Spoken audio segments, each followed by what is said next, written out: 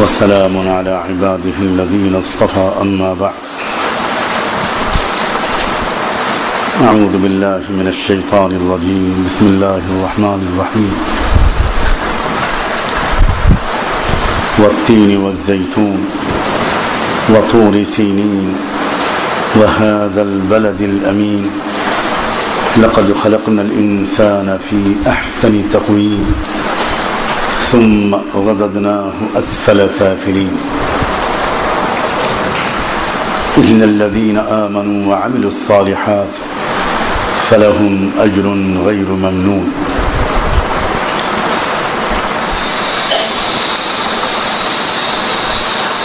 سبحان ربك رب العزة عما يصفون وسلام على المرسلين والحمد لله رب العالمين اللهم صل على سيدنا محمد وعلى آل سيدنا محمد وبارك وسلم اللهم صل على سيدنا محمد وعلى آل سيدنا محمد وبارك وسلم اللهم صل على سيدنا محمد وعلى آل سيدنا محمد وبارك وسلم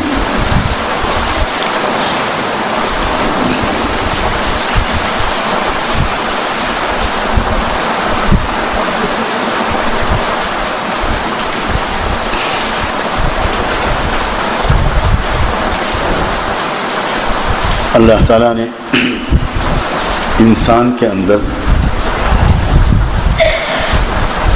دو بالکل مختلف قسم کی مخلوقات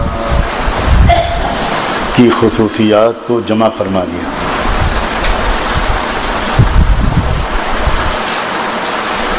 ایک طرف تو انسان کا جو جسم ہے یہ حیوانی جسم ہے.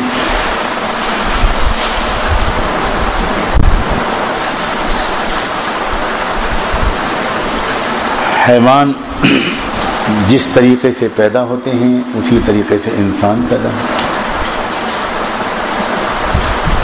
اور حیوان کی جو ضروریات ہیں اور حیوانوں کے جو خواہشات اور جذبات ہیں وہی ضروریات اور خواہشات اور جذبات ہم انسانوں کے اندر بھی ہیں. حیوانوں کو غذا کی ضرورت ہے, کھانے پینے کی ضرورت ہے, سونے کی ضرورت ہے, نر کو مادہ کی اور مادہ کو نر کی ضرورت ہے. یہی سب چیزیں انسانوں کے اندر بھی موجود ہیں. ہمیں بھی کھانے پینے کی اور ان سب چیزوں کی ضرورت ہے.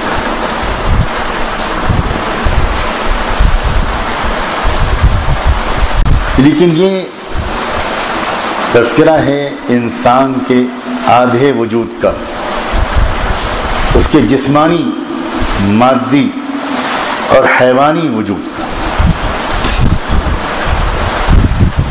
لیکن انسان کے اندر کچھ اور بھی ہے جو کسی حیوان میں نہیں ہے,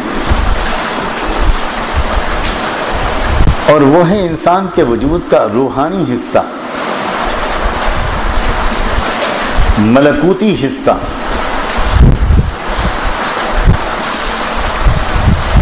وہ بھی اللہ تعالیٰ نے اس انسان کے اندر رکھا ہے, بلکہ اسی کی وجہ سے تو یہ انسان بنا.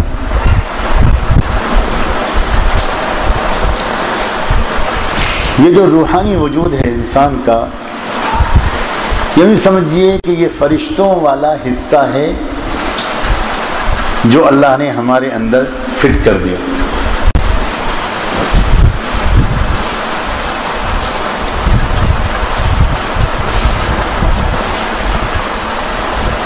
چنانچہ ہمارا جسم تو ان چیزوں کو چاہتا ہے جن کو حیوان چاہتے ہیں,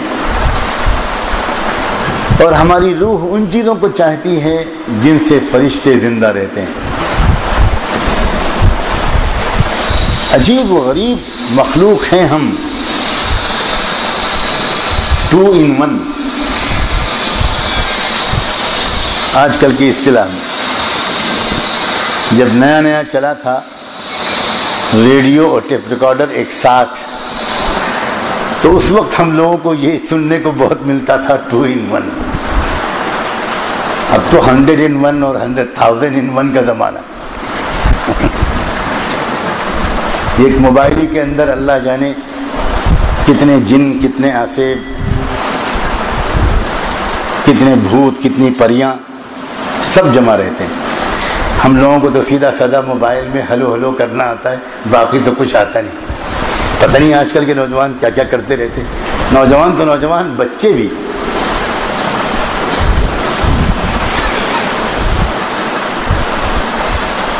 ہم عجیب و غریب مخلوق ہیں.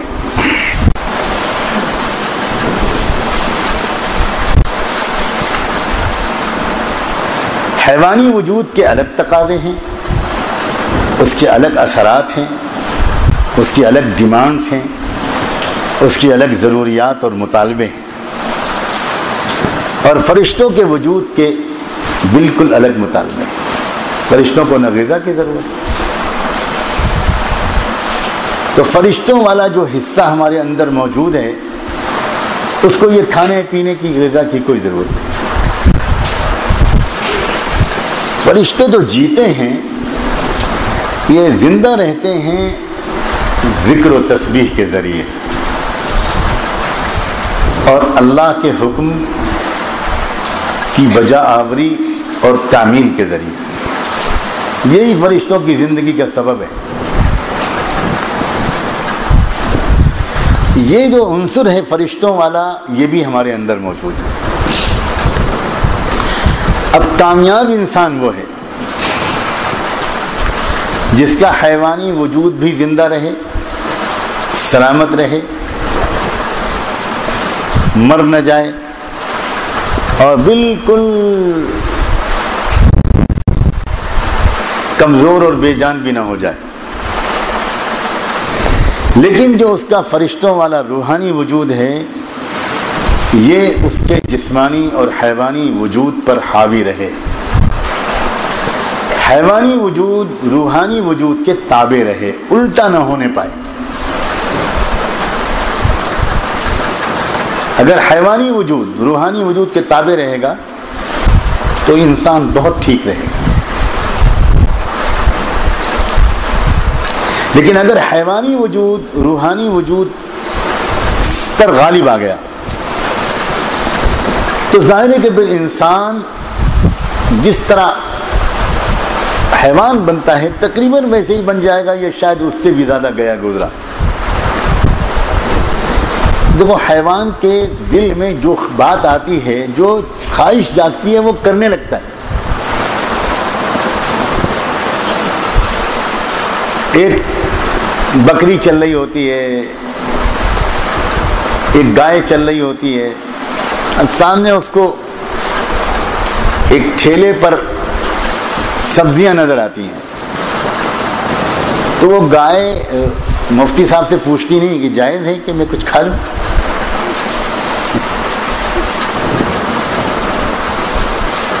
وہ کسی سے اجازت نہیں لیتی، وہ منہ مار دیتی ہے. اب وہ ڈنڈا پڑے بھگائی جائے وہ الگ بات ہے. وہ 50 مرتبہ بھگائی جاتی ہے اور 51 مرتبہ کھانے آ جاتی ہے. یہ مزاج ہے اس کا. اس کو جو جی میں آتا ہے وہ جانور کرنا چاہتا ہے. ایک کتا ہے، آپ اس کو ٹہلانے کو نکلیے، معاذ اللہ، کچھ لوگوں کو صبح صبح کتے ٹہلانے کے لیے نکلتے ہیں.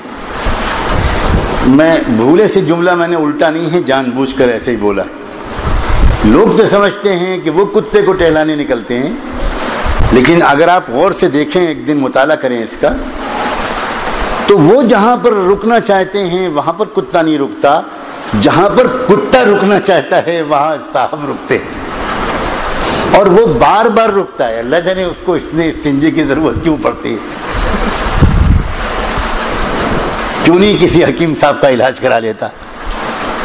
وہ چلتا ہے پھر یہاں رک جائے گا، پھر وہاں رک جائے گا، پھر پیڑ کو دیکھے گا وہاں رک جائے گا، اور وہ صاحب رکے کھڑے ہیں انتظار کر رہے ہیں، جج صاحب، IAS آفیسر صاحب، ڈاکٹر صاحب، انجینئر صاحب انتظار کر رہے ہیں، ان کو اس وقت بالکل جلدی نہیں ہو رہی ہے، کتا ہے۔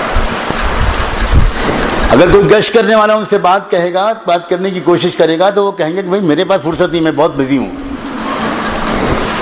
لیکن جناب DOG کے لیے ان کے پاس بہت وقت ہے۔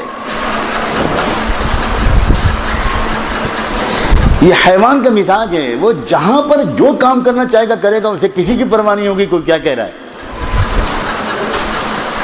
بالکل نہیں سوچتا حیوان، اور وہ جو سوچنے لگے وہ حیوان ہی کیا، پھر اس کو شیروانی کیوں نہ پہنا دی جائے۔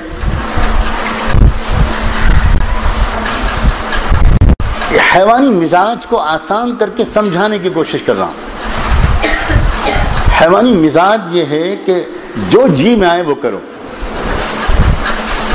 یہ حیوانی مزاج۔ یہی حیوانی مزاج جب انسان پر غالب آ جاتا ہے تو پھر جو اس کا جی چاہتا ہے وہ کرتا ہے، جو اس کا نفس کہتا ہے وہ کرتا ہے، جو اس کی خواہش ہوتی ہے وہ کرتا ہے، جو جی چاہتا ہے وہ کھاتا ہے، جیسا جی چاہتا ہے بولتا ہے، جو جی چاہتا ہے وہ دیکھتا ہے، جو جی چاہتا ہے وہ سنتا ہے، جہاں جی چاہتا ہے بیٹھ جاتا ہے، جہاں جی چاہتا ہے لیٹ جاتا ہے۔ یہ اگر کسی انسان کا مزاج ہے تو اس کا مطلب یہ ہے کہ اس انسان کا اپنا جو حیوانی وجود ہے وہ اس کے اوپر غالب آ گیا ہے، یہ سمجھ نہیں پا رہا، لیکن دراصل قصہ یہ ہے کہ اس کا اپنا جو حیوانی وجود ہے وہ اس کے اوپر غالب آ گیا۔ اب یہ انسان ایسا نہ کرے، اس کی کیا شکل ہے؟ اس کی شکل صرف یہ ہے کہ یہ انسان اپنے حیوانی وجود پر اپنے فرشتوں والے ملکوتی اور روحانی وجود کو غالب کرے۔ کنٹرول، کمانڈ اینڈ کنٹرول، یہ جو ہاتھ میں ہو یہ اس روحانی وجود کے ہاتھ میں ہو، حیوانی وجود کے ہاتھ میں نہ۔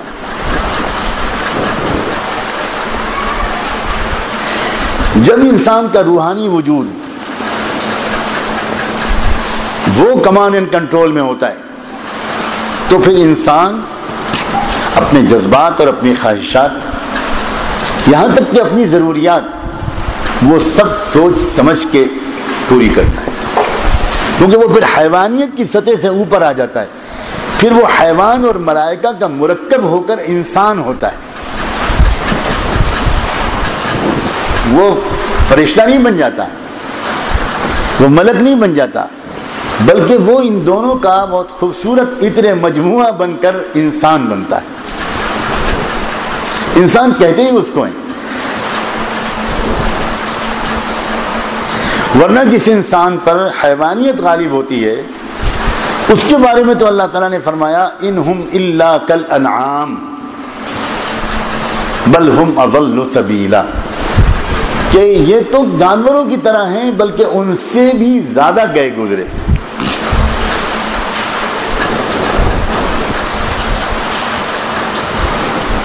اب حیوانیت کو مغلوب کرنا اور ملکوتیت اور روحانیت کو طاقتور کرنا، اس کی ترکیب کیا ہے؟ بہت آسان ترکیب۔ جن چیزوں سے حیوانیت کو غذا ملتی ہے، طاقت پہنچتی ہے، وہ ذرا کم کر دو۔ جن چیزوں سے ہمارے اس حیوانی اور مادی وجود کو طاقت پہنچتی ہے وہ بدن کو ذرا دینا کم کر دو، اور جن چیزوں سے ہمارے روحانی وجود کو طاقت پہنچتی ہے ان کی مقدار بڑھا دو۔ اور اسی کے ایک سالانہ پروگرام کا نام ہے رمضان مبارک۔ کیا ہے رمضان؟ رمضان کا فلسفہ یہ ہے، رمضان کی حکمت اور مقصد یہ ہے کہ تمہاری حیوانیت جن جن چیزوں سے طاقتور ہوتی ہے انہیں ایک مہینے کے لیے کم کر دو۔ ظاہر ہے ہم سب جانتے ہیں حیوانیت کن چیزوں سے، بعض حیوان بہت بولتے ہیں، تو پتہ چلا حیوانیت طاقتور ہوگی بولنے سے اور بھونکنے سے، تو بولنا اور بھونکنا کم کر دو.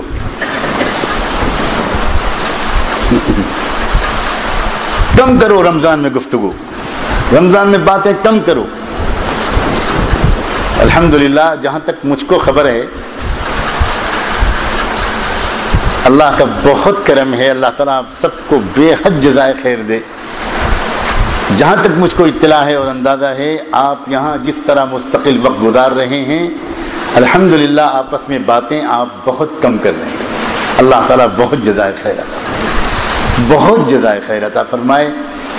یہ گزارش شروع میں کی گئی تھی اور خیال یہ تھا کہ اس کو بار بار یاد دلانا پڑے گا، لیکن الحمدللہ جہاں تک میرا اندازہ ہے اس کی ضرورت نہیں پڑے گی. حیوانیت کو بہت زیادہ طاقتور پہنچانے والی جو چیزیں ہیں ان میں سے ایک کھانا پینا ہے. رمضان میں کہا گیا کہ کھانا پینا کم کر دو. اب وہ تو مجھے نہیں پتا، اس کی گواہی تو میں نہیں دے پاؤں گا، اور اس لیے کہ وہ کیمرے میں دکھائی بھی نہیں پڑتا. آئندہ سے کوشش کریں گے کہ وہاں بھی کیمرہ لگ جائے. تو یہ تو دیکھ لیا کہ باتیں کم ہو رہی ہیں، لیکن یہ میں کیسے بیوقوف ہوں کہ بوٹیاں کتنی کھائی گئی اور روٹیاں کتنی کھائی گئی.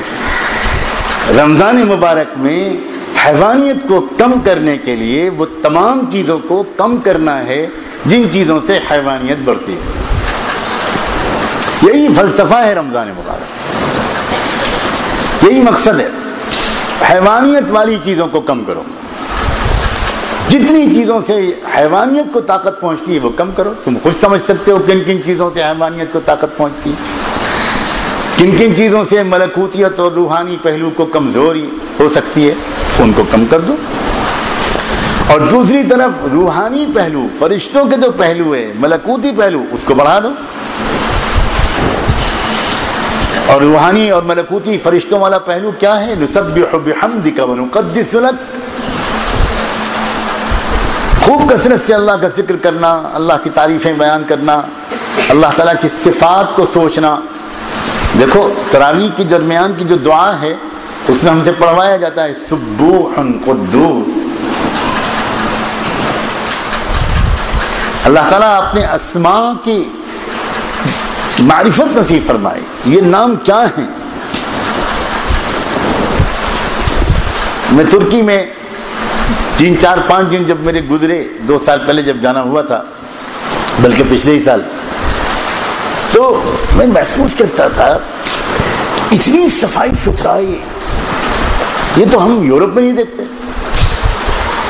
اتنی صفائی ستھرائی، ایک پتا اور ذرہ ڈھونڈنے سے بھی نہ کہیں سڑک پر نظر آتا ہے، نہ کسی گلی میں نظر آتا ہے، نہ کسی پارک میں نظر آتا ہے، نہ کسی اسٹیشن پہ نظر آتا ہے. اتنا چمکتا ہوا شہر، دنیا بھر کے بہت شہروں میں میرا جانا ہو چکا.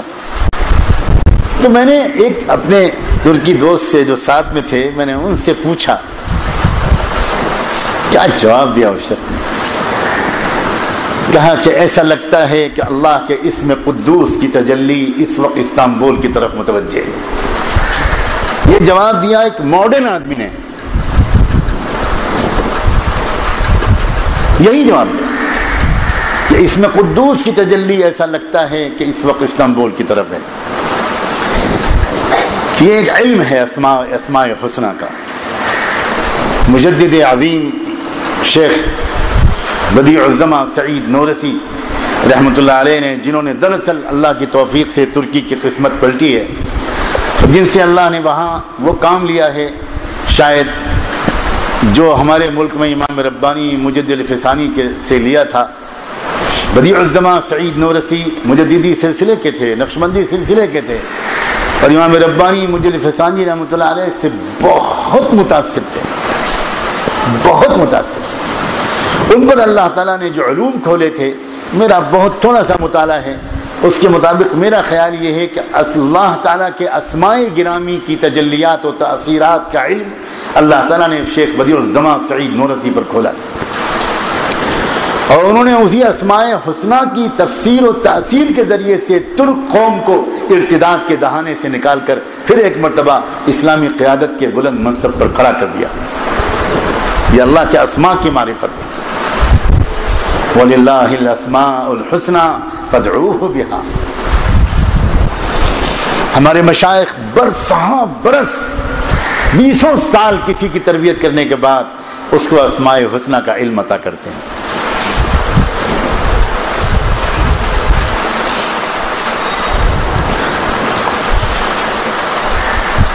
تو فرشتوں کا جو کام ہے وہ ہے ذکر و تسبیح بیان کر. نسبح بحمدک ونقدس لک.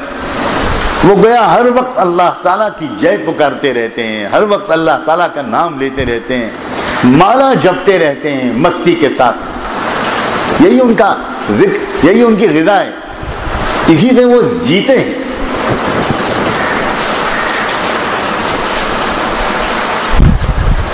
تو جب انسان یہ چاہے کہ اپنی حیوانیت کو کمزور کرے اور اپنی ملکوتیت کو طاقتور کرے, یہ کرنا پڑے گا اس انسان کو جو انسان بننا چاہتا ہے. ہر فارمولے کے اندر ایک پرسنٹیج ہوتا ہے, ایک تناسب ہوتا ہے, ایک ایکویشن ہوتا ہے. اگر وہ فارمولے کا تناسب بگڑ جائے تو کیا وہ چیز اپنی اصل حالت پر باقی رہے؟ ہر دوا کا کے اندر جو اجزاء ہیں ان کا ایک تناسب ہے. روح افزا شربت کے اندر ایک تناسب ہے. اگر ذرا بگڑا وہ تو پھر وہ خانقاہ کی چائے بنے گا.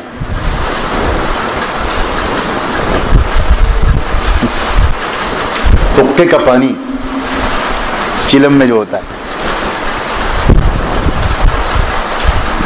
تناسب بہت زبردست چیز ہے. کوئی بھی کیمیکل, کوئی بھی عطر, کوئی بھی پرفیوم, کوئی بھی دوا, ہر چیز اس کا جو معیار ہے, اس کا جو حسن ہے وہ قائم ہے اس کے اجزاء کے تناسب پر. انسان بھی, انسان کا حسن و جمال اور انسان کی انسانیت بھی قائم ہے انسان کے اجزاء کے تناسب پر.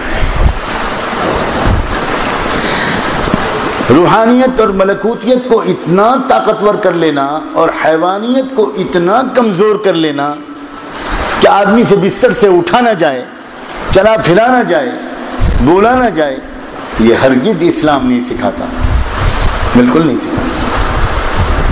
المؤمن القوی خیر من المؤمن الضعیف وفی کل خیر. وآل رسول اللہ صلی اللہ علیہ وآلہ وسلم. عجیب انداز ہے حضور کا. ایک طرف آپ ترغیب دے رہے ہیں المؤمن القوی خیر من المؤمن الضعیف, ایک تندرست اور مضبوط مومن ایک بیمار اور کمزور مومن سے بہتر ہے, اور ساتھ میں فرما رہے ہیں وفی کل خیر, اور دونوں میں خیر ہے. آپ کو پتا ہے امت میں کچھ کمزور بھی ہوں گے. تو ایک طرف آپ ترغیب دے رہے ہیں کہ اپنی مرضی سے کمزور نہ بننا. کچھ لوگ یہ سمجھتے ہیں کہ دینداری ہے دراصل کمزور بننا. ایک ایسا دیندار اگر حضرت عمر کو نظر آ جاتا تھا تو پٹائی ہوتی تھی. اگر کوئی بیمار ہے یا کسی اور وجہ سے اس کی صحت کمزور ہے تو اللہ تعالیٰ کی طرف سے اس سے کوئی معاوضہ نہیں ہوگا.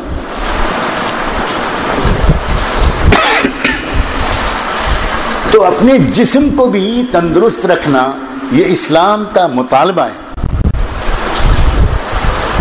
اور اسی لیے اسلام نے اس پر زور دیا ہے کہ صحت کے اصولوں کا خیال رکھو.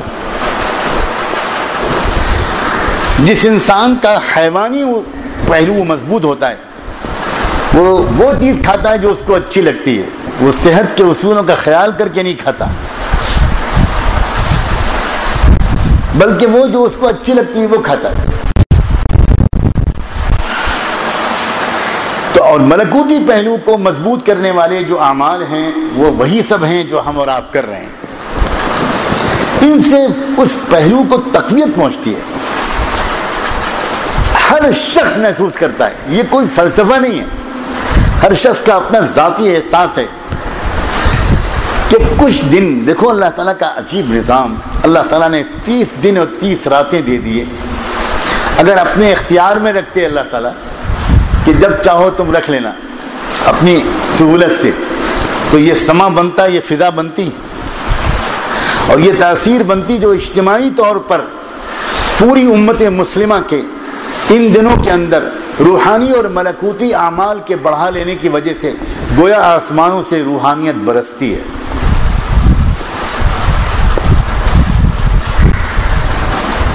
تو اگر روحانیت طاقتور ہوگی تو انسان کا غصہ کم ہوگا، اگر حیوانیت طاقتور ہوگی تو غصہ بڑھے گا. اگر روحانیت طاقتور ہے تو انسان کو اپنی خواہشات پر، اپنی شہوتوں پر کنٹرول ہوگا، وہ حیوان کی طرح نہیں ہوگا. تو ہر شخص خود اپنا جائزہ لے سکتا ہے کہ میرے اوپر حیوانیت کا غلبہ ہے یا ملکوتیت اور روحانیت کا غلبہ ہے. ہر شخص اپنا جائزہ لے سکتا ہے.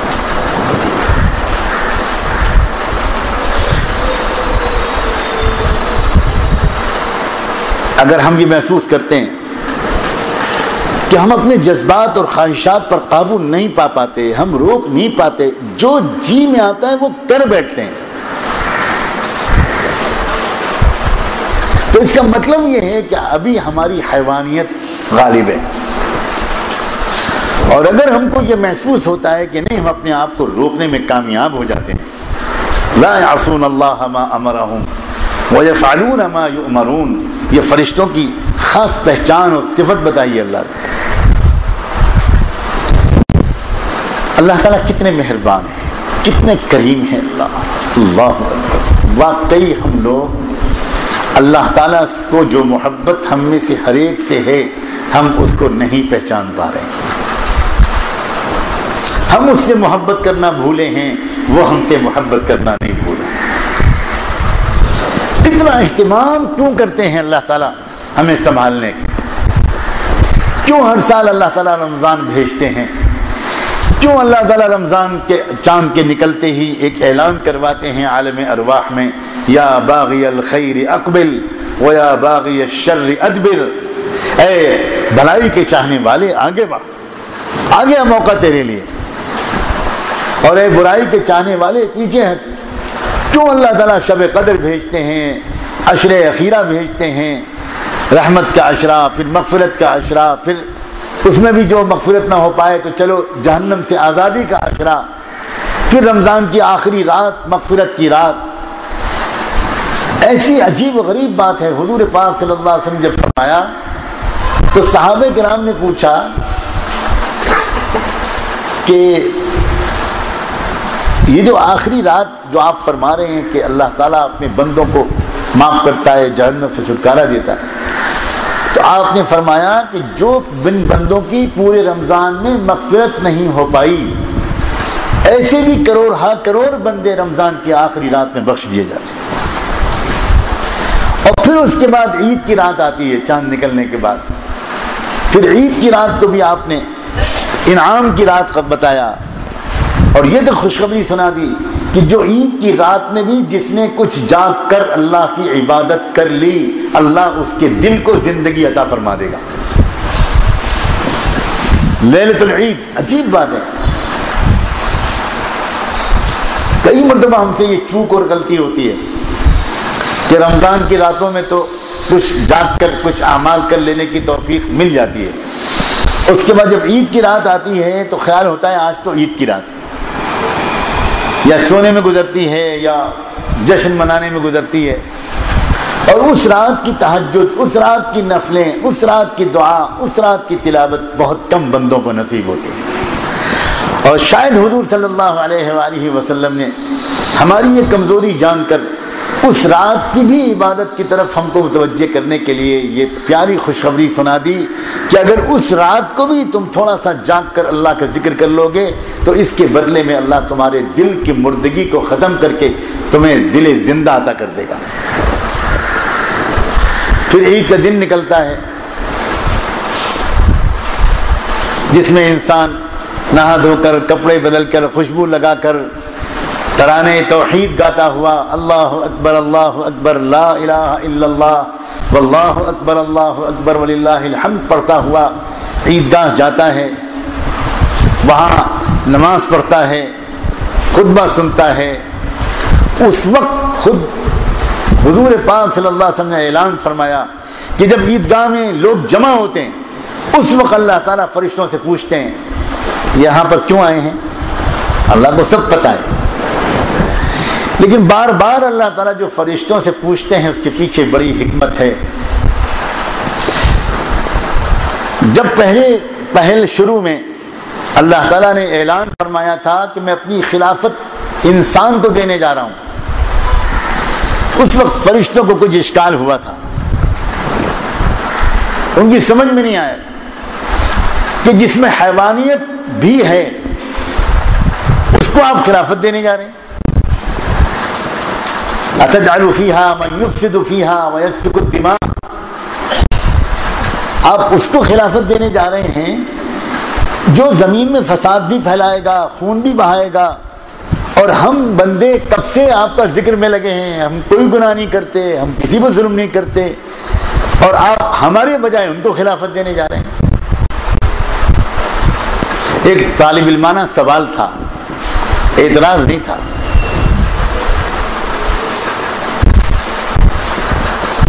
چنانچہ اللہ تعالیٰ نے کیا جواب دیا؟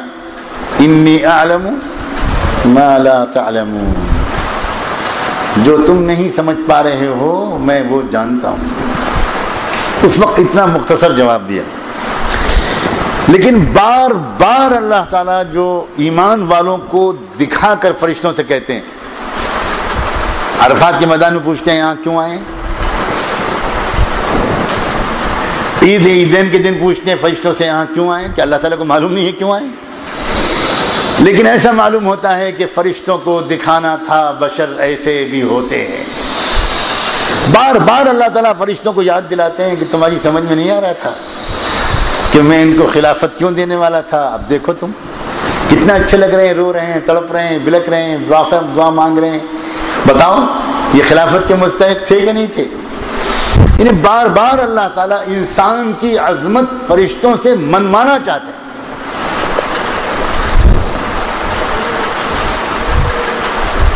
چنانچہ عید کے دن اللہ تعالیٰ پوچھتے ہیں کیوں آئے، فرشتے بتاتے ہیں کہ اللہ یہ آپ سے آپ کی جنت مانگ رہے ہیں، مغفرت مانگنے آئے ہیں، آپ کے عذاب سے پناہ مانگنے آئے ہیں، دنیا میں بھی خیر مانگنے آئے ہیں۔ فَبِعِزَّتِي وَجَلَالِي، جواب ملتا ہے فَبِعِزَّتِي وَجَلَالِي، فرشتوں سے کہتے ہیں اللہ تعالیٰ میں اپنی عزت اور اپنے جلال کی قسم کھا کے کہتا ہوں، آخرت کے متعلق آج یہ بندے اور بندیاں جو مجھ سے مانگیں گے میں وہ سب دے دوں گا، اور دنیا کے متعلق یہ جو مانگیں گے میں ان کی مصلحت پر غور کر کے اس کے بارے میں فیصلہ کروں، میں دیکھوں گا کہ یہ دنیا میں جو مانگ رہے ہیں وہ ان کے لیے مفید ہے کہ نہیں۔ بچہ آپ سے جو مانگتا ہے کہ آپ اس کو دے دیتے؟ بچہ آپ سے آئس کریم مانگ رہا ہے اور وہ پڑا ہوا ہے بخار میں، تھروٹ انفیکشن میں، ٹانسلز پھولے ہوئے ہیں، اور آپ سے آئس کریم مانگتا ہے، آپ نہیں دیتے بچے کو، اس لیے کہ آپ جانتے ہیں کہ فی الحال بچے کے لیے آئس کریم مفید نہیں ہے۔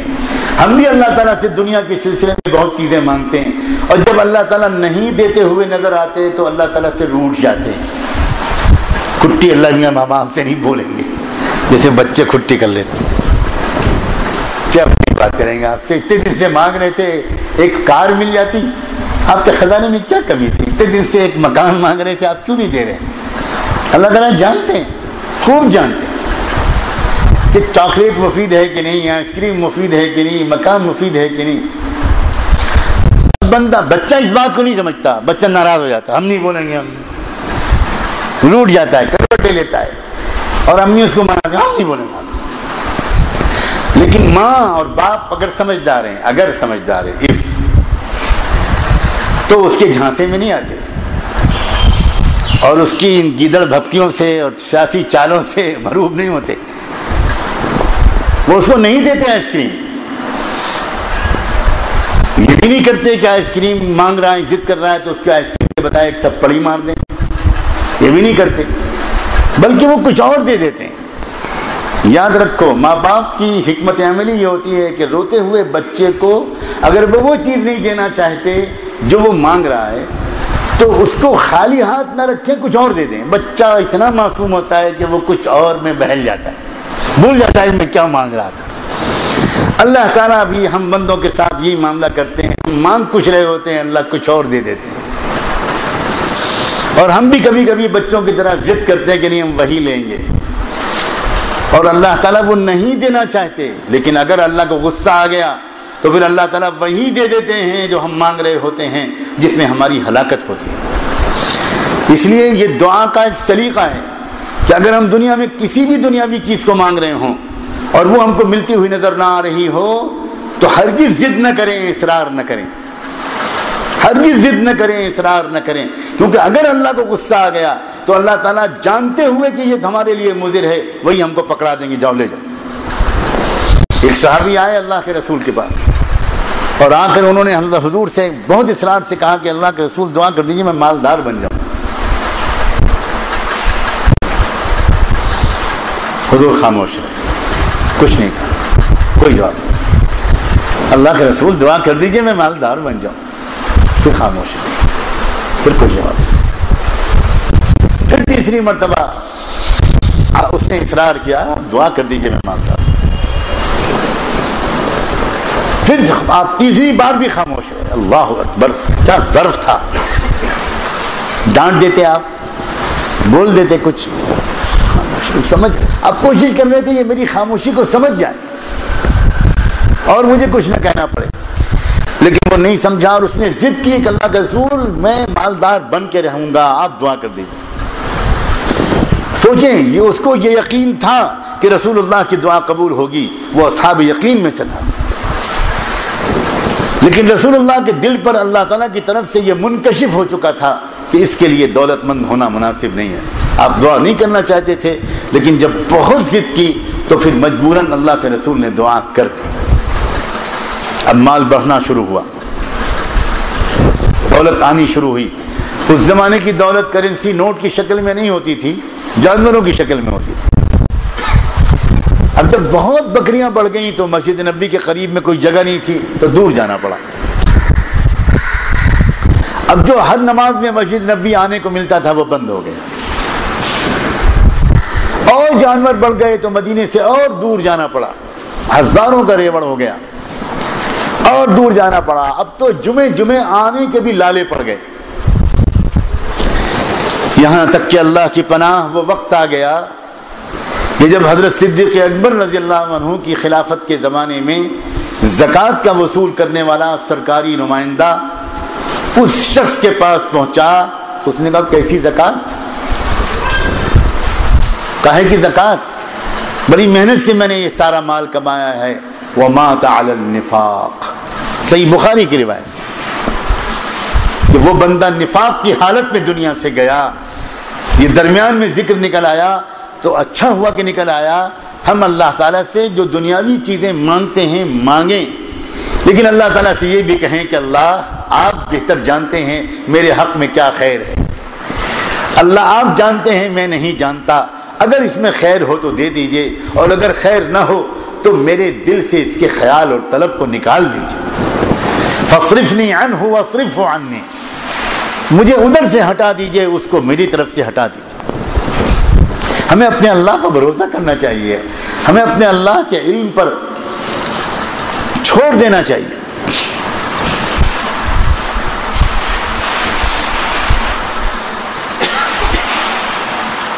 تو عید کے دن اللہ تبارک و تعالیٰ فرشتوں سے پوچھتے ہیں، اور پھر فرشتوں کے سوال کے جواب میں اللہ تعالیٰ بڑے عجیب انداز سے کہتے ہیں، فَبِعِزَّتِي وَجَلَالِي وَعَظَمَتِي وَكِبْرِيَائِي، یہ اضافہ ہے ابن ماجہ کی روایت، وَعَظَمَتِي وَكِبْرِيَائِي، معلوم ہے اللہ تعالیٰ کو کیا جوش اس دن آئے گا۔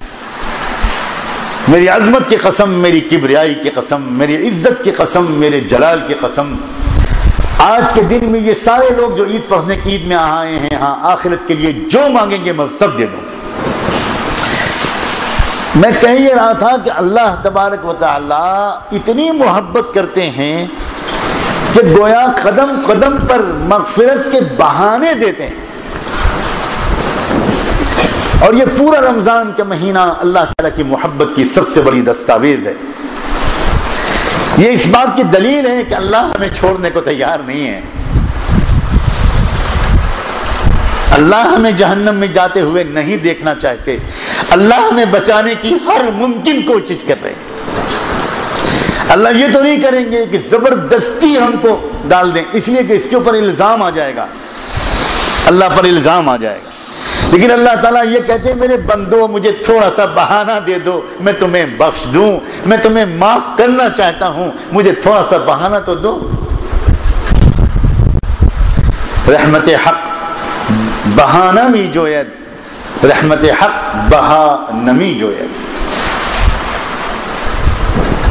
ہمارے حضرت مثال کے طور پر سمجھاتے ہیں کہ آپ لوگ دیکھتے ہیں کہ دنیا میں سیل لگتی ہے، سیل 50% ڈسکاؤنٹ، 75% ڈسکاؤنٹ. بڑی بڑی کمپنیاں اور ملیں اپنے پروڈکشنز کے لیے سیل لگاتی ہیں کہ بھائی آؤ 10 دن تک فلاں تاریخ سے فلاں تاریخ تک آؤ، اتنے کی ساڑی اتنے میں مل جائے گی، اتنے کے جوتے اتنے میں مل جائیں گے.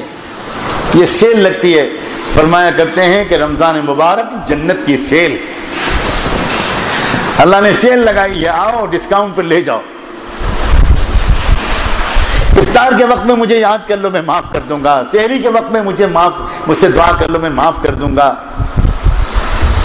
کسی روزے دار کو افطار کرا دو میں معاف کر دوں گا، تراویح پڑھ لو میں معاف کر دوں گا، روزہ رکھ لو میں معاف کر دوں گا، اعتکاف کر لو میں معاف کر دوں گا، قرآن کی تلاوت کر لو میں تمہارے دل کو پاک کر دوں گا. عجیب و غریب مہربانی ہے اللہ تعالیٰ کی. کاش کہ ہم اس محبت کی قدر کرتے جو اللہ کو ہم سے بلا استحقاق اللہ کو ہم سے محبت ہے. اور وہ محبت میری اور آپ کی ذاتی وجہ سے نہیں ہے، قسم کھا کے کہا جا سکتا ہے وہ محبت دراصل اصلی محبوب محمد مصطفیٰ احمد مجتبیٰ صلی اللہ علیہ وآلہ وسلم کی وجہ سے ہے. اللہ تعالیٰ چاہتے ہیں کہ میں اپنے محبوب کے ہر امتی کو جنت میں بھیج دوں، میرے محبوب کا کوئی امتی جہنم میں نہ جانے دے. حضور کی محبت کی وجہ سے اللہ تعالیٰ کو اس بات کی فکر ہے. اللہ کو تکلیف ہوگی اگر محمد کا کوئی امتی جہنم میں بھیجنا پڑے، اللہ کو تکلیف ہوگی، اللہ کے رسول کو تکلیف ہوگی. اس لیے اتنا اہتمام کیا ہے. پچھلی امتوں کے ساتھ شاید اتنا اہتمام نہیں ہوا. جو اہتمام امت محمدیہ کے ساتھ ہے وہ طفیل ہے اللہ کے محبوب حقیقی کا. ان سے اللہ کو اتنی محبت ہے، اتنی محبت ہے، اتنی محبت ہے، اتنی محبت ہے کہ اس کو لفظوں میں نہیں بیان کیا جا سکتا، بالکل نہیں بیان. اللہم الحقنی بالرفیق الاعلیٰ. یہ الرفیق الاعلیٰ کیا ہے؟ لفظ ہم پڑھ لیتے ہیں لیکن غور نہیں کرتے یہ کیا ہے رفیق اعلیٰ. اگر عوام کے سامنے پوری تشریح کی جائے تو شاید پتہ نہیں کیا سمجھنے لگے عوام. یہ کیا ہے؟ بعد از خدا بزرگ تو ہی قصہ مختصر. ایک شاعر نے ایک بڑی شاندار نعت کہی حضور اکرم صلی اللہ علیہ وسلم کی شان میں، لیکن کہتے کہتے کہتے کہتے وہ محسوس کرنے لگا کہ میں جتنا بھی چاہوں اللہ کے رسول کے بارے میں کچھ کہہ دوں میں کچھ بھی نہیں کہہ سکتا. ان کی بلندی مقام، ان کے حسن و جمال، عظمت شان کے بارے میں میں کچھ کہہ ہی نہیں پاؤں گا. تو بالآخر اس نے اس مصرے پر قلم رکھ دیا کہ بعد از خدا بزرگ تو ہی قصہ مختصر. اور میں کیا کہوں، بس اللہ کے بعد سب سے بڑے آپ ہی ہیں، مختصر قصہ یہی ہے. ایک مقام ہے رسول اللہ صلی اللہ علیہ وسلم کا، عجیب مقام ہے وہ، اتنا عظیم، اتنا بڑا مقام ہے جو خاصان خدا کے سوا کوئی اس بڑے مقام کو سمجھ نہیں پاتا، سمجھ نہیں پاتا اس مقام کو. کہ جو مقام ہے حضور اکرم صلی اللہ علیہ وآلہ وسلم کا، اور اس مقام کی وجہ سے آپ کی امت کا بڑا مقام ہے. کیونکہ اپنے دوست کی اولاد بھی بہت عزیز ہوتی ہے، اپنے چہیتے کی اولاد بھی بہت عزیز ہوتی ہے. اللہ تعالیٰ نہیں چاہتے میں اس میں کوئی شک نہیں کرتا، نہیں چاہتے اللہ کے ایک بھی اللہ کے رسول کا امتی جہنم میں جائے، نہیں چاہتے۔ اسی لیے اس قدر اہتمام ہے، ہر ہفتے جمعے کے دن بھیج رہے ہیں، چلو جمعے کو صحیح طور پر گزار لو، میں مغفرت کر دوں۔ ہر رات کے آخری حصے میں اللہ تعالیٰ اتر اتر کر آ کر نیچے کہہ رہے ہیں، ہے کوئی معافی مانگنے والا جس کو میں معاف کروں؟ ہے کوئی توبہ کرنے والا جس کی میں توبہ قبول کروں؟ یہ عجیب اہتمام ہے۔ شوال کے 6 روزے اور دیے دے رہے ہیں، کیا کرم ہے اللہ کا۔ اللہ تعالیٰ کہتے ہیں کہ سنو، ایک حساب اور پورا کر دوں تمہارا، میں نے 30 کی تعداد مقرر کی، تم نے 30 روزے رکھے، ہر نیکی کا ثواب کم سے کم 10 گنا دیتا ہے، تو 30 دام 300، سال کے 300 دن کا تو روزہ ہو گیا۔ اب سال کا دن ہوتے ہیں 360، تو تم ایک کام کرو 6 روزے اور رکھ لو شوال کے، میں پورے سال کے روزے کا ثواب دیتا ہوں۔ سبحان سبحان۔ اس میں بھی اللہ تعالیٰ نے آسانی کی۔ شوال کے روزے کے بارے میں یہ نہیں کہا کہ عید کے دوسرے ہی دن سے رکھو ورنہ سوئی باسی ہو جائے گی، اس لیے اس میں چھوٹ دے دی اللہ نے کہ تم پورے شوال کے مہینے میں اپنی سہولت سے 1 رکھو، 3 دن پھر ناغا کر دو، پھر 1 رکھو، پھر 4 دن ناغا کر دو، تم 6 کی تعداد پوری کر دو، میں 360 کا ثواب دے کر پورے سال کا روزہ تمہارا شمار کر دوں۔ امت محمدیہ کے ساتھ جو اللہ کا معاملات ہیں، اگر اس سلسلے کی احادیث کو جمع کیا جائے ایک بہت خوبصورت کتاب بنے۔ لوگ خصائص محمدی پر غور کرتے ہیں، خصائص امت محمدی پر بھی غور کرنا چاہیے۔ عجب خصوصیات ہیں امت کی۔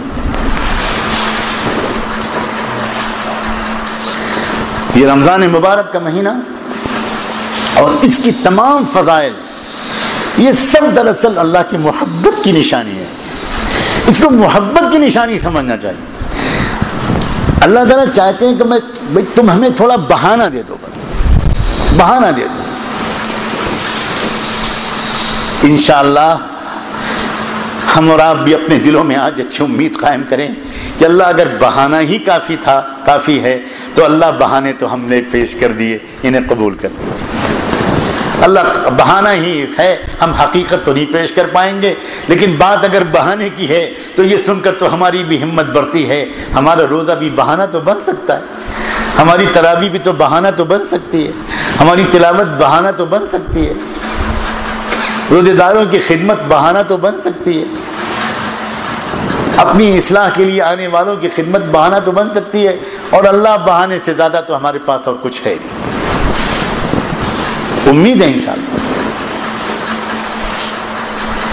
اللہ سے بہت اچھی امید رکھیں، اللہ سے بہت اچھی امید رکھیں۔ اگر اللہ تعالیٰ کو کچھ دینا نہ ہوتا تو شاید ہمیں اور آپ کو یہاں نہ بلاتا۔ اور یہیں کی خصوصیت نہیں ہے تو بہت چھوٹی سی جگہ ہے، بہت معمولی سی جگہ ہے، جہاں جہاں اللہ کے بندے پہنچے ہوئے ہیں، جماعتوں میں نکلے ہوئے ہوں، اجتماعوں میں گئے ہوئے ہوں، عمرے پہ گئے ہوئے ہوں، یا کسی اللہ والے کے پاس گئے ہوئے ہوں، سب جگہ کے متعلق یہ بات ہے کہ اللہ کچھ دینے کا ارادہ کرتا ہے تبھی بندے کو توفیق ملتی ہے۔ اس لیے اس بنیادی بات کو ذرا اپنے ذہن میں بٹھائیں، اپنے اندر جھانک کر دیکھیں خود کہ حیوانیت میرے اوپر ابھی تک چھائی ہوئی ہے یا روحانیت اور ملکوتیت طاقتور ہے۔ علامتیں اگر ملکوتیت اور روحانی پہلو اندر مضبوط ہوتا ہے تو آدمی نماز کا اس کے اندر شوق ہوتا ہے، قرآن کی تلاوت کرنے میں مزہ آتا ہے، دین کی باتیں سننے میں بہت لطف آتا ہے، اچھے نیک کام کرنے میں جی لگتا ہے، ایک شوق ہوتا ہے، اس لیے کہ یہ فرشتوں کا یہی خاص مشغلہ ہے۔ لیکن اگر حیوانیت غالب ہے تو کھانے میں، پینے میں، سونے میں، باتیں کرنے میں اس میں زیادہ دل لگتا ہے۔ بہت آسان راستہ ہے کہ ہم اپنا جائزہ لے سکتے ہیں، اور جس کو یہ محسوس ہو کہ میرا روحانی پہلو اور ملکوتی پہلو ابھی کمزور ہے، اس کے پاس یہ علاج موجود ہے.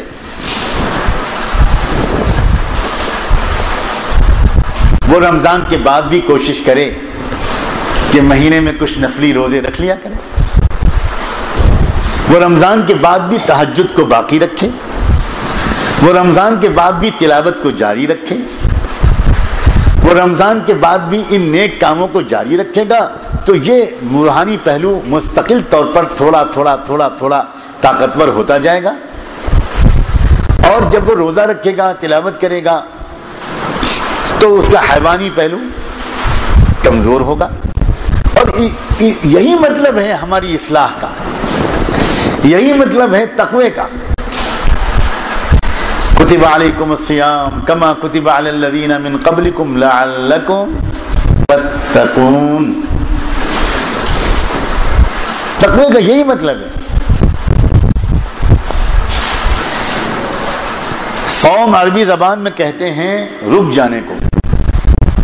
عربوں میں کہا کرتے تھے ان گھوڑوں کو جن کو روکا جاتا تھا کھانے پانی سے، ہفتہ ہفتہ بھر، دو ہفتے ان کو ایک دانہ کھلایا جاتا تھا، نہ ایک قطرہ پانی پلایا جاتا تھا، تاکہ اونٹوں کو اور گھوڑوں کو خاص طور پر یہ مشق ہو کہ وہ لمبی مدت تک اگر جنگ کے حالات میں کھائے پیے بغیر ان کو رہنا پڑے تو ان کو اس کی عادت ہو.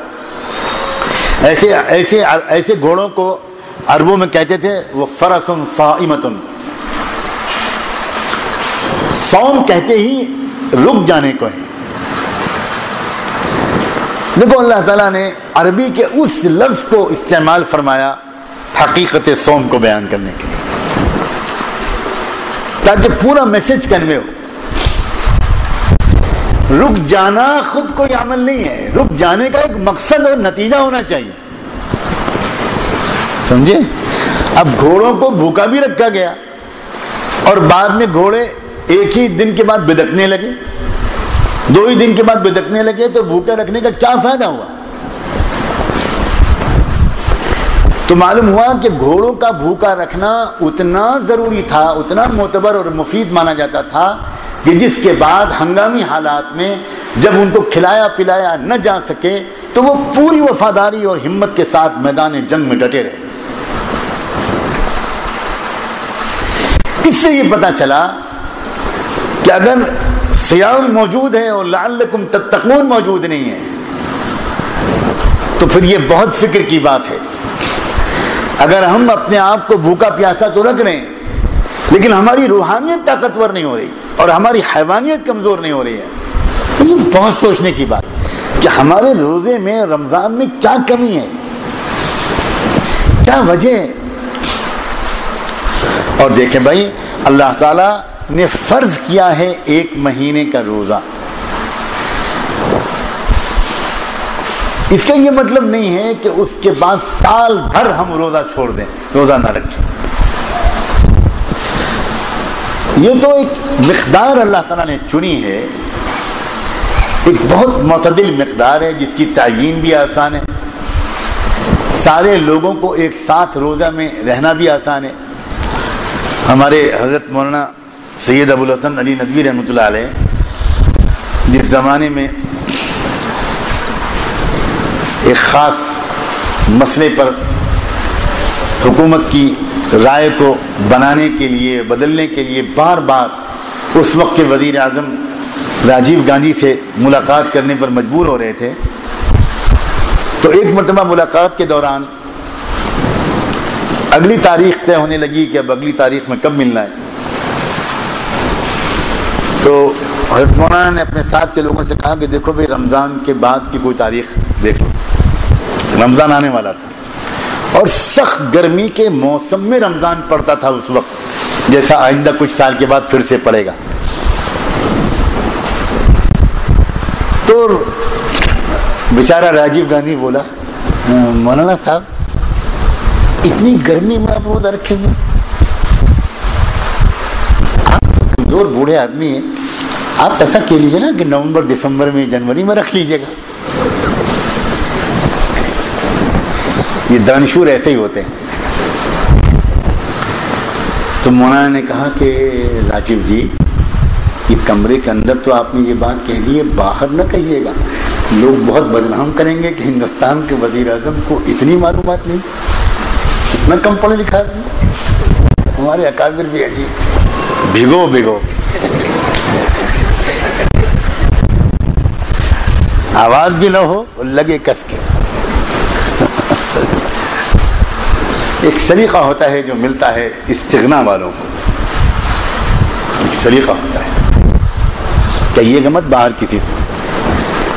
مولانا کے اندر ظرافت بہت تھی، بہت اچھی، مسکرا کے اپنے ساتھیوں والے سے کہا تم بھی مت کہنا، اچھا ان کی عزت ہماری عزت ہے۔ اچھا وہ بیچارہ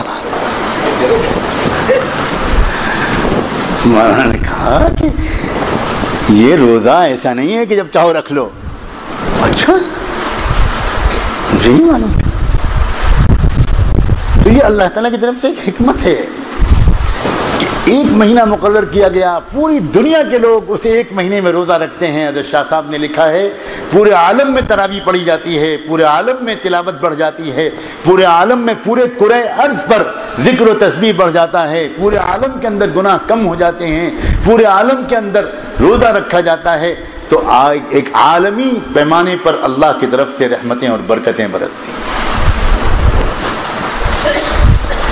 تو یہ تو اللہ تعالیٰ نے ایک ماحول بنا دیا، اس کی بہت سی حکمتیں ہیں۔ لیکن اگر کسی کو ایک مہینے کی دوا سے فائدہ نہیں ہوتا،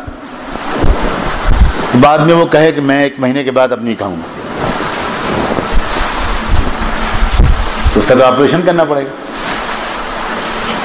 ہم سب محسوس کرتے ہیں کہ ہمیں سال کے درمیان اپنی روحانی طاقت کو بھی بڑھاتے رہنا چاہیے، سال کے درمیان بھی۔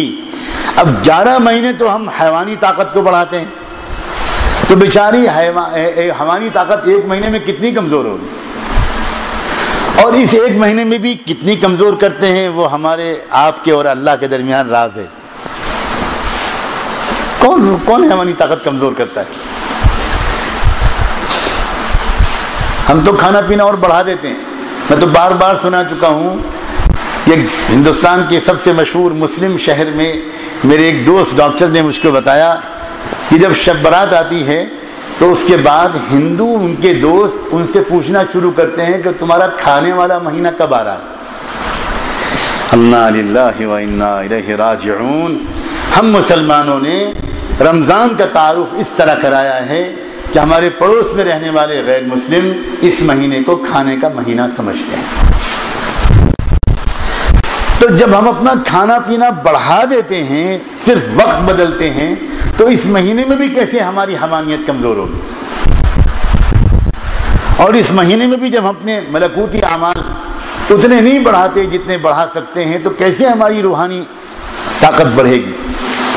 تو سمجھنا چاہیے کہ ہے کیا رمضان، روزہ ہے کیا چیز، تراویح ہے کیا چیز؟ دراصل اپنی حیوانی طاقت کو کمزور کرنے اور اپنی روحانی طاقت کو بڑھانے کا ایک بہت شاندار پروگرام، یہ اس کا ایک کورس ہے۔ اور اسی لیے علماء کہتے ہیں کہ اپنی شہوتوں کے زور کو کم کرنے میں سب سے زیادہ مددگار روزہ ہے، سب سے زیادہ مددگار روزہ ہے۔ اسی لیے حضور نے فرمایا یا معشر الشباب من استطاع منکم الباءة فلیتزوج فإنه اغض للبصر واحسن للفرج ومن لم يستطع فعليه بالصوم فإنه له وجاء۔ نوجوانوں، تم میں سے جو نکاح کر سکے جلد از جلد نکاح کرو، اور جس کے نکاح میں کچھ دیر ہو رہی ہو وہ کیا کرے؟ وہ کثرت سے روزے رکھے۔ اس سے پتہ چلتا ہے کہ روزہ حیوانی طاقت کو کمزور کرنے والا سب سے مضبوط عمل ہے، اور روزہ ملکوتی اور روحانی طاقت اور کنٹرول کو بڑھانے والا سب سے مضبوط عمل ہے۔ یہ حضور اکرم صلی اللہ علیہ وآلہ وسلم کی گواہی ہے۔ اب ہم دنیا بھر کے وظیفے پوچھتے ہیں، لیکن جو حضور کا بتایا ہوا وظیفہ ہے اس پر عمل نہیں کرتے۔ آپ نے جو بتایا تھا کہ بھئی اپنے آپ کو گناہوں سے بچانے کے لیے کثرت سے نفلی روزے بھی رکھو، تو اس پر عمل کرنا ہمارے لیے مشکل ہوتا ہے۔ اللہ تبارک و تعالی ہمیں توفیق عطا فرمائے کہ ہم اس بات کو دل کی گہرائیوں سے آج لے کر اٹھیں کہ اصل مسئلہ ہے حیوانیت کے کچھ کمزور ہونے کا اور روحانی اور ملکوتی پہلو کے طاقتور ہونے کا۔ غالب وہ ہونا چاہیے، کنٹرول اس کے ہاتھ میں ہونا چاہیے، تبھی انشاءاللہ ہم انسان بنیں گے۔ الفاظ بدل کر یہ وہی مضمون ہے جو میں نے پہلے بھی بیان کیا کہ جو جی میں آئے وہ کرنے کے بجائے عقل سے پوچھو، ایمان سے مدد لو، وہی بات ہے۔ عباراتنا شتى وحسنك واحد وكل الى ذاك الجمال يشير۔ الفاظ الگ الگ ہو سکتے ہیں، مضمون تو الگ الگ نہیں ہو سکتا۔ مسئلہ یہ ہے کہ ہمیں اپنے آپ کو ایسا بنانا ہے کہ جو جی میں آئے وہ کرنے لگے، اس سے ہم اپنے آپ کو بچائیں، اس سے اپنے آپ کو بچائیں، اس سے اپنے آپ کو بچائیں۔ ہماری سب سے بڑی مصیبت یہ ہے کہ جو جی میں آتا بس وہ کرنے لگتے ہیں، کسی کو اپنا فیصل نہیں بناتے، کسی کو اپنا بڑا نہیں بناتے، کسی کو اپنا حکم نہیں بناتے، نفس کی خواہش پر عمل کرنے سے پہلے کچھ سوچتے نہیں، اور اپنے کو روکنے کی ایک طاقت اپنے اندر بہم پہنچانے کی کوشش نہیں کرتے۔ اللہ تبارک و تعالی صحیح انداز سے رمضان مبارک گزارنے کی توفیق دے۔ یہ نیت کریں، یہ مقصد ہو سامنے، ایمان و احتساب اسی کو کہتے ہیں، یہ ٹارگٹ سامنے ہو، روزہ رکھنے کے پیچھے یہ نیت ہو کہ اس روزے سے مجھے مقصود یہ ہے کہ میرے اندر کی جو حیوانیت ہے وہ کمزور ہو اور میرے اندر کی جو روحانیت ہے وہ طاقتور ہو۔ انما الاعمال بالنیات۔ اگر ہم روزہ رکھیں گے اس مقصد کو حاصل کرنے کے لیے باقاعدہ سوچ سمجھ کر، نیت کر کے، تو انشاءاللہ ثم انشاءاللہ ہمارا روزہ بہتر ہوگا اور اس کا نتیجہ بہتر ہوگا۔ اللہ تبارک و تعالی اپنے کرم سے ہمیں توفیق عطا فرمائے۔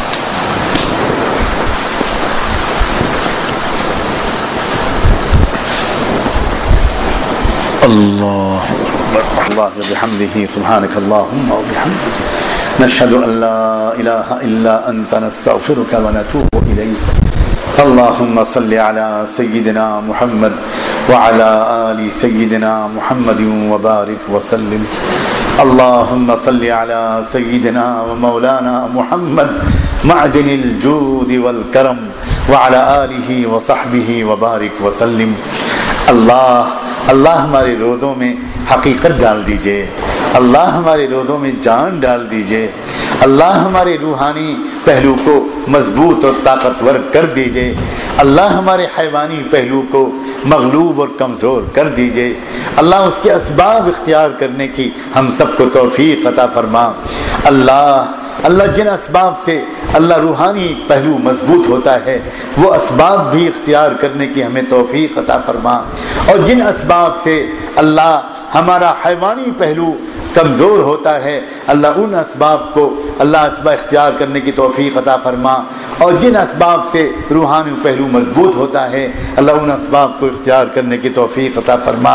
اے اللہ خالی رسمی روزے نہ رہ جائیں، خالی بھوک پیاس نہ ہو کر نہ رہ جائے، بلکہ ان روزے کا اصل فائدہ تقوی نصیب ہو جائے، اللہ تقوی نصیب ہو جائے۔ میرے اللہ، یہ جمعے کے دن عصر بعد کا وقت ہے، بہت ہی برکتوں کا وقت ہے، رحمتوں کے اترنے کا وقت ہے، دعاؤں کی قبولیت کا وقت ہے۔ اللہ، ہم آپ کو رمضان کے اس جمعے کی شام کی تمام برکتوں کا واسطہ دینے کی اجازت چاہتے ہیں۔ اللہ آج جمعے کی برکت سے ہمارے دلوں کی پکار سن لیجئے، ہمیں تقوی دے دیجئے، اللہ ہمیں تقوی دے دیجئے، اللہ ہمیں تقوی عطا فرما دیجئے، اللہ ہمیں تقوی دے دیجئے۔ اللہ، جمعے کے دن کے فقیر اللہ جب بھیک مانگنے کے لیے نکلتا ہے اللہ تو بڑی امید کے ساتھ نکلتا ہے، زیادہ امید کے ساتھ نکلتا ہے، اپنے بچوں سے کہہ کے نکلتا ہے آج تو جمعے کا دن ہے، آج تو میں کچھ لے کر آؤں گا، آج تو رمضان کا جمعہ ہے، آج تو ہر ایک کچھ نہ کچھ دیتا ہوا جائے گا۔ بچے بھی بڑی امید کے ساتھ مکان کے دروازے سے لگے بیٹھ جاتے ہیں، ابا اب آتے ہوں گے، آج تو جمعے کے بعد آئیں گے، کچھ نہ کچھ لے کر آئیں گے، پھر کھانے کو ملے گا، 2 دن سے کچھ ملا نہیں ہے۔ اللہ اللہ، ہم بھی تو جمعے کے فقیر ہیں، ہم بھی تو جمعے کے فقیر ہیں، اللہ ہم بھی تو جمعے کے فقیر ہیں، اللہ ہم بھی تو جمعے کے سائل ہیں، اللہ ہم بھی تو خیرات مانگنے آئے ہیں، اللہ آپ کے دروازے پر خیرات مانگنے آئے ہیں، اللہ رمضان کی خیرات دے دیجئے، رمضان کی جمعے کی خیرات دے دیجئے، اللہ تقوی دے دیجئے، اللہ تقوی دے دیجئے، اللہ آج تقوی دے دیجئے، آج تقوی دے دیجئے، اللہ بہت دن ہو گئے، اللہ اب تو اپنی توبہ پر اعتماد نہ رہا، صبح کو توبہ کرتے ہیں، شام ہونے سے پہلے توبہ ٹوٹ جاتی ہے، اللہ کیا کرے، نفس و شیطان گناہ کرا دیتا ہے، بار بار سوچتے ہیں اب نہیں کریں گے، پھر ہو جاتا ہے، اللہ یہ سن کر تسلی ہوتی ہے کہ آپ نے کہیں کہا ہے اے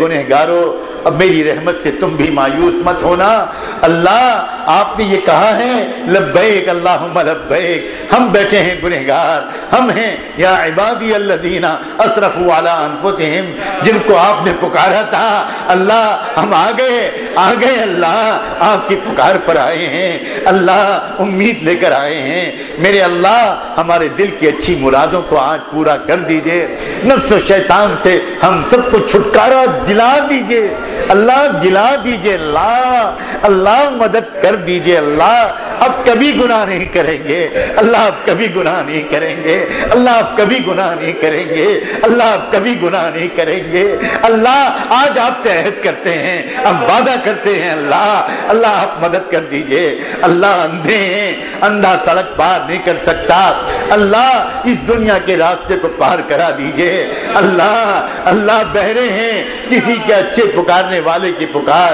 نہیں سن پا رہے، اللہ ہمیں اللہ قوت سماعت کو درست کر دیجئے، اللہ جو ڈوب رہا ہوتا ہے میرے پیارے اللہ وہ اپنے کو خود نہیں بچا پاتا، اللہ لوگوں کو کودنا پڑتا ہے، اپنا ہاتھ بڑھانا پڑتا ہے، رسی پھینکنی پڑتی ہے، تب ڈوبنے والا بچ پاتا ہے، اللہ آپ دیکھ رہے ہیں ہم فسق و فجور کے سمندر میں ڈوبتے چلے جا رہے ہیں، اللہ ہاتھ بڑھا دیجئے، اللہ جلدی کر دیجئے، اللہ جلدی کر دیجئے، اللہ ہاتھ بڑھا دیجئے، اللہ بچا لیجئے ہم کو، اللہ بچا لیجئے، اللہ ایک بھی ہم میں سے خالی ہاتھ نہ رہے، اللہ ایک بھی ہم میں سے محروم نہ رہے، اللہ ایک بھی ہم میں سے محروم نہ رہے، اللہ دنیا میں ہم نے دستور دیکھا ہے کہ جب کئی فقیر بھیک مانگنے کے لیے نکلتے ہیں تو اپنے سے سب سے زیادہ پھٹے حال کو اللہ اس کو سامنے بڑھا دیتے ہیں، جس کے گال بھی پچکے ہوئے ہوں، جس کا پیٹ بھی پچکا ہوا ہو، اللہ جو کئی دن کے فاقے سے ہوتا ہے، بدن پر ٹکڑے بھی نہیں ہوتے کپڑے کے، اس کو آگے بڑھا دیتے ہیں، یہ سوچ کر آگے بڑھاتے ہیں کہ شاید سیٹھ کی جب سب سے پہلے نظر اس پھٹے حال پر پڑے گی تو سیٹھ کو رحم آ جائے گا، اللہ شاید آج آپ کے ان بندوں اور بندیوں نے دعا کے موقع پر یہی کام کیا ہے، اپنے میں سے سب سے برے حال والے اور پھٹے حال والے کو دعا کے لیے آگے بڑھا دیا ہے، اللہ میری گندگی کی وجہ سے اپنے ان بندوں کو محروم نہ فرما، اللہ ان کی طلب کی توفیل مجھے بھی مغفرت دے دے، مجھے بھی تقوی دے دے، اللہ میں اپنی گندگیوں سے تنگ آ چکا ہوں، اللہ آپ گواہ ہیں، آپ گواہ ہیں، آپ گواہ ہیں، آپ گواہ ہیں، اللہ بچا لیجئے مجھ کو بھی، اللہ بچا لیجئے، اللہ اس ظاہری بہروپیے کے پاس اصلاح کے لیے آنے والے کو بھی بچا لیجئے میرے اللہ بچا لیجئے، قیامت کے دن اگر آپ نے قلعی کھول دی، اللہ جو ستاری کی چادر آپ نے ڈھانک رکھی ہے اگر آپ نے ہٹا لی، اللہ قیامت کے دن آپ نے کہا آج میں تمہاری حقیقت کھولوں گا، اللہ تو ہم کہاں بھاگ کے جائیں گے، کوئی چھپنے کی جگہ نہیں ہوگی، ہماری مائیں بھی دیکھیں گی، ہماری ماں بھی دیکھے گی، دیکھ کر حیران ہو جائے گی، بیٹا تو دنیا کو نصیحت کیا کرتا تھا، تو تو عالم دین تھا، تو کیا تو کیا حرکتیں کر کے آیا ہے کہ آج تجھے جہنم میں ڈالا جا رہا ہے۔ اللہ بچا لیجئے گا اس رسوائی سے، اللہ بچا لیجئے اس رسوائی سے۔ اللہ ہم آپ کو کس کا واسطہ دیں؟ اللہ اپنے محبوب کا واسطہ قبول کر لیجئے۔ علامہ اقبال نے ایک مرتبہ آپ سے معافی مانگتے مانگتے ایک عجیب انداز سے معافی مانگی تھی، جس کا مفہوم یہ ہے کہ اس بندے نے کہا تھا اللہ معاف کر دینا، معاف کر دینا، معاف کر دینا، لیکن اگر سزا ہی دینے کا فیصلہ کرنا تو حضرت محمد الرسول اللہ کی نگاہ سے چھپا کر سزا دینا، اس لیے کہ مجھے سزا ملے گی اور تکلیف ان کو ہوگی، تکلیف ان کو ہوگی، تکلیف ان کو ہوگی۔ اللہ ہماری نہیں تو اپنے محبوب کی تکلیف کا خیال کر لیجئے، اپنے محبوب کے دکھ کا خیال کر لیجئے۔ کتنی مصیبت سے انہوں نے یہ امت بنائی تھی، اللہ کتنے پتھر باندھے تھے، کتنے فاقے کیے تھے، بچے بھوکے رہے تھے، بیٹیاں بھوکی رہی تھیں، نواسے بھوکے رہے تھے، 2 مہینے چولہا نہیں جل پایا تھا۔ اللہ پیروں سے کبھی خون بہا، چہرے کا بھی خون بہا، سر مبارک کا بھی خون بہا، اللہ دندان مبارک بھی شہید ہوئے، بیٹی بھی شہید ہوئی، اور اس کو آپ ہی نے اپنی قبر میں ان کی قبر میں لٹایا۔ اللہ ہجرت کرنے پر مجبور ہونا پڑا، اللہ وطن چھوٹا، مکہ چھوٹا، کعبہ چھوٹا۔ آپ جاتے تھے مدینے کی طرف اور پلٹ پلٹ کر کعبے کی طرف دیکھتے تھے اور بار بار کہتے تھے واللہ لولا قومک اخرجونی لما خرج، خدا کی قسم اگر ہماری قوم نے، میری قوم نے مجھے نہ نکالا ہوتا تو اے کعبہ میں تجھے چھوڑ کر کبھی نہ جاتا۔ اللہ ان آنسوؤں کا واسطہ، اس غم کا واسطہ، اس ٹوٹے دل کا واسطہ، ان کی ازواج مطہرات کا واسطہ، اللہ ان کے صحابہ و صحابیات کا واسطہ، اللہ غزوہ احد کے شہداء کا واسطہ، اللہ غزوہ خندق کا واسطہ، اللہ سید الشہداء سیدنا حمزہ کا واسطہ، اللہ ان کے کٹے ہوئے ناک کان کا واسطہ، اللہ ان کے کٹے ہوئے ناک کان کا واسطہ، ان کے بدن سے نکالی گئی اس کلیجی کا واسطہ جس کو چبایا گیا تھا۔ اللہ ہمیں نیک بنا دیجئے، اللہ ہمیں تقوی دے دیجئے، اللہ ہمیں بدل دیجئے، اللہ ہمیں بدل دیجئے، اللہ ہمیں بدل دیجئے۔ اللہ ہمیں بعض وقت اللہ آپ اچھے موقع دیتے ہیں مگر شیطان ہم کو محروم کر دیتا ہے، ہمیں ناقدری ہم سے کرا دیتا ہے۔ اللہ ہمیں محروم نہ کیجئے، اللہ محروم نہ کیجئے، اللہ محروم نہ کیجئے۔ اللہ قدر کی توفیق دے دیجئے، آج معاف کر دیجئے، آج سے وعدہ کرتے ہیں اللہ اب قدر کریں گے، اب قدر کریں گے، اب خوب محنت کریں گے، اللہ اب خوب محنت کریں گے، اب آپ کو منائیں گے، اب آپ کو منائیں گے، اب آپ کو راضی کر کے رہیں گے۔ اللہ جب تک زندہ ہیں ایمان کے ساتھ زندہ رکھیے گا، اللہ نیک کاموں کی توفیق کے ساتھ رکھیے گا، اللہ عافیت کے ساتھ رکھیے گا، اور جب موت کا وقت آئے میرے پیارے اللہ کلمہ پڑھتے ہوئے روح کو قبض کیجیے گا، آسان موت دے کر ایمان کامل پر اپنے پاس بلا لیجیے گا۔ اور اللہ جب تک دنیا میں زندہ ہیں اپنے دین کی خدمت میں لگائے رکھیے، اللہ اپنے قدموں سے لگائے رکھیے، اللہ اپنے قدموں سے لگائے رکھیے، اللہ اپنے دامن سے لگائے رکھیے، اپنے دامن سے چمٹائے رکھیے۔ اللہ ہمیں مت ڈانٹیے، اللہ ہمیں مت جھڑکیے، اللہ ہمیں مت ڈانٹیے، اللہ ہمیں مت جھڑکیے۔ اللہ ہماری دعاؤں کو قبول فرما۔ وصلی اللہ تعالی علی خیر خلقہ سیدنا محمد وعلی آلہ وصحبہ اجمعین برحمتک یا ارحم الراحمین۔